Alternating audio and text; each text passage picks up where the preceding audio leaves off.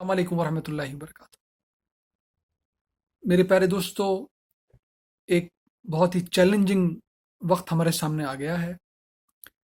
نہ ہی یہ کوئی ایسی بیماری ہے جو اس وقت پھیلی ہوئی ہے جو انسانیت کو صفحہ ہستی سے مٹا دے گی، اور نہ ہی ایسا ہے کہ کچھ ہو ہی نہیں رہا اور صرف یہ بیماری پائی نہیں جاتی۔ یہ دونوں ایکسٹریم رویے ہیں۔ اللہ تعالیٰ ہمیں وہ فراست عطا فرمائے جو کہ ایک مومن اور مسلمان کا میراث ہوتی ہے، کہ ہم اس کو استعمال کر سکیں اور درمیانی راستہ اختیار کر سکیں۔ میری کچھ اپیلیں ہیں، مختصر وقت میں آپ کے سامنے پیش کروں گا۔ اس عید کو کنسنٹریٹڈ انداز میں 2-3 دن کے اندر ہی منانے کی کوشش نہ کریں۔ بزرگوں کو ضرور سلام کریں، احترام کریں سب کا، لیکن جان بچائیں ایک دوسرے کی۔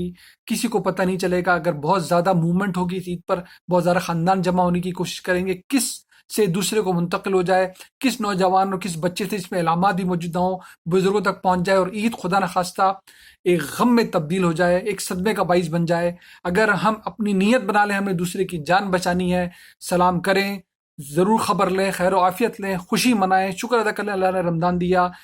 فون استعمال کر لیں، واٹس ایپ استعمال کر لیں، اسکائپ استعمال کر لیں، زوم استعمال کر لیں۔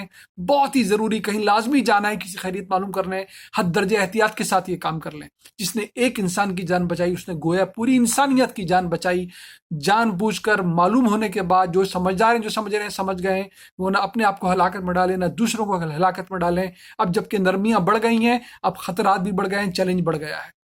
میں آپ کو بتا رہا ہوں، قرآن میں اللہ تعالیٰ نے بتایا، میں نے بنی اسرائیل کی شریعت بنا دی تھی آدم کے بیٹوں سے، جو میں نے مثال دی تھی، اور آج تک یہ شریعت قائم رکھی گئی ہے کہ جس نے ایک انسان کی جان لی گویا اس نے پوری انسانیت کی جان لی، اگر ناحق جان لی ہے تو۔ جس نے ایک انسان کی جان بچائی گویا اس نے پوری انسانیت کی جان بچا لی۔ ومن احیاها فکأنما احیی الناس جمیعا۔ اللہ تعالیٰ ہمیں یہ نیت دے، اللہ تعالیٰ اس پہ عمل کرنے کی توفیق عطا فرمائے۔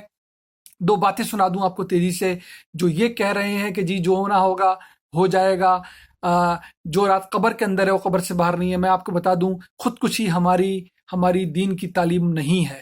دو نبیوں کے جواب جلدی سے سناؤں آپ کو۔ متی کی انجیل میں، یعنی کہ گاسپل آف میتھیوز میں شیطان کا مکالمہ سنوایا اللہ تعالیٰ نے۔ اس نے عیسیٰ علیہ السلام سے کہا کہ اگر خداوند پہ اتنا ہی اعتماد ہے تو پہاڑ سے چھلانگ لا کر دیکھو تمہیں بچائے گا یا نہیں بچائے گا۔ سیدنا عیسیٰ علیہ السلام نے جواب دیا، اے بدبخت، میں دنیا میں بھیجا گیا ہوں تاکہ خداوند میرا امتحان لے، میں دنیا میں اس لیے نہیں بھیجا گیا کہ میں خداوند کا امتحان لوں۔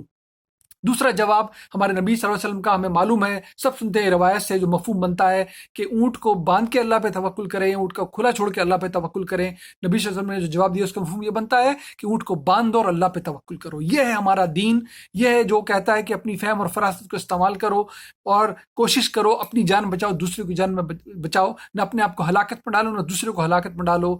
برائے مہربانی میری اس اپیل کو آپ امید ہے توجہ دیں گے۔ دوسری بات، کل جو غمناک حادثہ ہوا ہے، ہم اس سے بھرپور سبق سیکھیں، اس غم میں شامل ہو جائیں، ضرور عید کو پہ اللہ کا شکر ادا کریں، کرنا ہی چاہیے، اس کی خوشی محسوس کریں کہ اللہ تعالیٰ نے رمضان ہمارے زندگی میں دیا تھا، تاکہ ہم رمضان کے بعد بھی اپنی عبادات کو، اپنے معاملات کو بہت اچھے انداز میں لے کے چلیں۔ یہی صحیح معنوں میں رمضان کی ٹریننگ کا مقصد ہوتا ہے، اندھیکے پر ایمان کا مقصد ہوتا ہے۔ اس کو میں تھوڑا اپنے اندر دل میں خشیت محسوس کریں، تھوڑا رجوع کریں اللہ کی طرف، اس غم کو محسوس کرتے ہوئے اس کو پریکٹیکل انداز دیں۔ جو عید پر ایکسٹرا ہمیں کوئی شاپنگ کرنی تھی اس کو ترک کر کے اس کو صدقہ کرنے کی کوشش کر لیں، اس طرح شاید اس غم میں ہم شریک ہو سکیں۔ اس سے یہ سبق سیکھ لیں، جو جہاز میں بیٹھے تھے اور جو کنکریٹ کی چھتوں کے نیچے تھے، انہوں نے کبھی سوچا بھی نہیں ہوگا کہ یہ جہاز زمین پہ پہنچ نہیں پائے گا خیریت سے۔ ان کنکریٹ کی چھت میں نیچے رہنے والے کوئی عبادت کر رہے ہوں گے، جو آرام کر رہے ہوں گے، انہوں نے سوچا بھی نہیں ہوگا کہ یہ ہماری موت اس طرح واقع ہو جائے گی۔ ہم میں سے کوئی بھی ان کی جگہ ہو سکتا تھا۔ آئندہ بھی جب وقت ہمارا آئے گا تو ہمیں پہلے سے بتا کر نہیں آئے گا، اسی سرحد سے ہمیں اپنے اللہ کی طرف پلٹ جانا ہوگا۔ تو اپنے اندر یہ پیدا کر لیں، شکر ادا کریں صحیح معنوں میں اللہ کا اپنے اندر، اور شکر کے اندر یہ شامل کر لیں کہ جی ہم تھوڑی سادگی اپنائیں گے۔ ہم جو اگر ہمارے پاس سالانہ میں الحمدللہ ایکسٹرا دیا ہے تو ہم چیریٹی زیادہ کر دیں گے، صدقہ زیادہ کر دیں گے۔